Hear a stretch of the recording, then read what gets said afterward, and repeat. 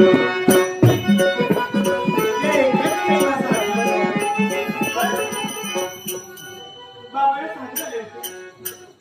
सगळीत आमच्यापैकी काहीशा मैत्रिणी सुद्धा आहेत, पण त्यांचा अपमान असं झाला नाही.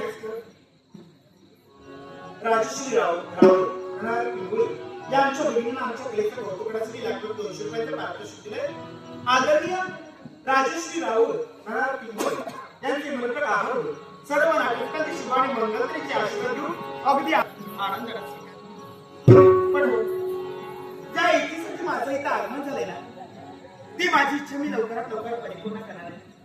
हा आनंदाचा क्षण आहे. ही सुवर्ण संधी माझ्या जीवनात चालू आहे. मग हो ना, हे सृष्टी सौंदर्य, हे निसर्गाचं अंतिम सौंदर्य आपल्या नेत्रात याचा मनमुराद आपण आनंद पाहिजे. याच परमेश्वराने, याच देवाने आपल्या कौशल्याची कमालच केली म्हणायची. याला कारण ते हे उंच तुमच्याकडे गगनात व्यवस्थित घालते. हे मोठमोठे वृक्ष आणि या मोठमोठे वृक्ष आलेले त्यांच्याच बरोबर या बागेतील एका वेळी आणि या वेळीवर बसून आपल्या कादात किलबिलाट करत सारे पक्षी हा थंडगार वारा आणि याच वाऱ्यामुळे अंगावरती सुखी रोमांच पण पाहिजे. हा एवढा मोठा वृक्ष हो, पण या वृक्षाच्या फांदीवरती ना एक डोळी सुद्धा आहे आणि त्या डोळीमध्ये एक पक्षी वास्तव्य करतो. हा पक्षी कोण? हा पक्षी साळुंगी पक्षी. पण या पक्षाच्या नेत्रामध्ये स्वप्न दिसलं आणि ती स्वप्न कोणती असते? आपल्या हवी स्वप्न हा पक्षी पाहत आहे तर तो मी सुद्धा पाहते. बाबांच्या मुखातील शब्द, बाळ तू मोठी झालीस, लवकरात लवकर तुझं लग्न करायचं. आणि ते बाबांच्या मुखातील शब्द, बाळ तू आता मोठी झालीस, लग्न मला करायचं आहे. मग तो आनंदाचा सोहळा, तो सुख सोहळा लवकरात लवकर माझ्या जीवनात पार पडेल. तर मी सुद्धा पाहते ना ते स्वप्न. हो, माझ्या स्वप्नातील राजकुमार, तो माझा प्रियकर माझ्या हृदय गावाला आहे. ती स्वप्नाची स्वप्न मला मी माझ्या हृदय गावाला घेऊन. हो, माझ्या हृदय गावाला माझ्या मनी गुंफिते मी स्वप्न